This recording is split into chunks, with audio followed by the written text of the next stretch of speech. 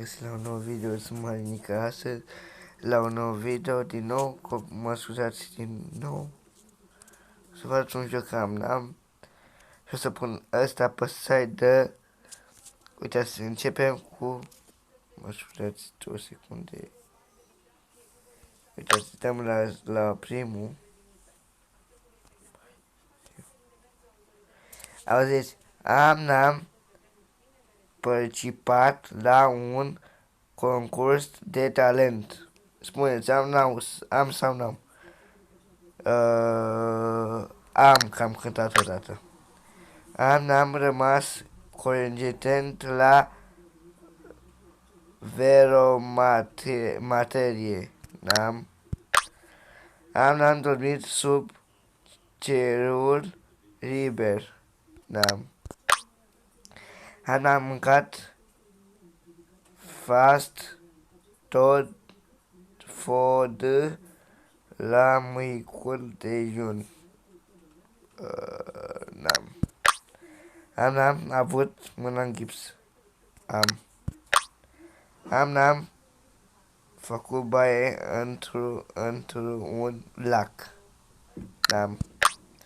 N-am mâncat sushi. N-am merg pe jos mai mult de 4 ore, în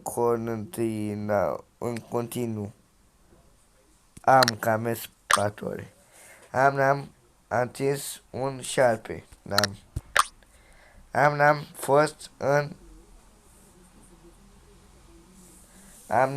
în alt continent. Nu se nimic, N-am cumpărat ceva secund. Că am cumpărat. N-am donat sânge.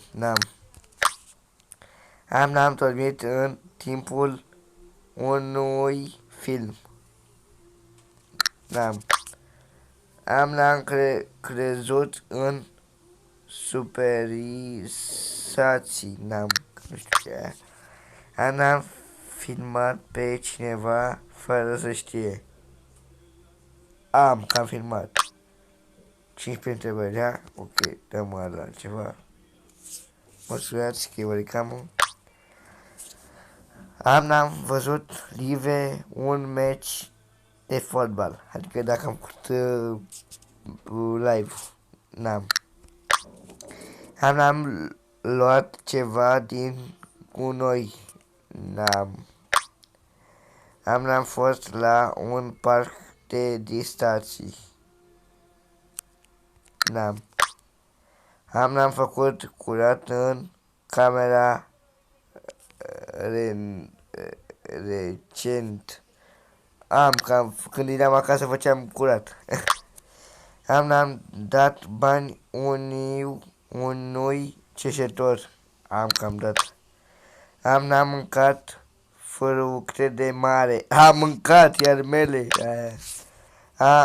N-am fost pe podiumul la o competiție.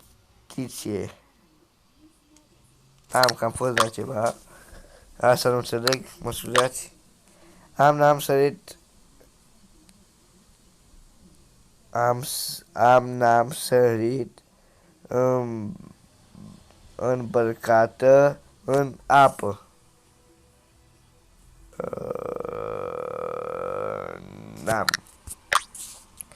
N-am fost rătăcit în pădure. N-am căzut într-o groapă.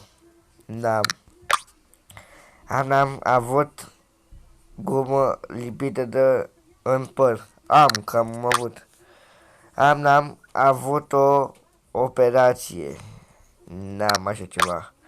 N-am vomitat în timpul ce călătoream. N-am încercam să fac un vlog. Că am făcut pe telefon. Așa, doar și eu am fost cu canalul ăsta și v-am pupat din nou și cu alte întrebări în al doilea episod. Vă pup, la revedere!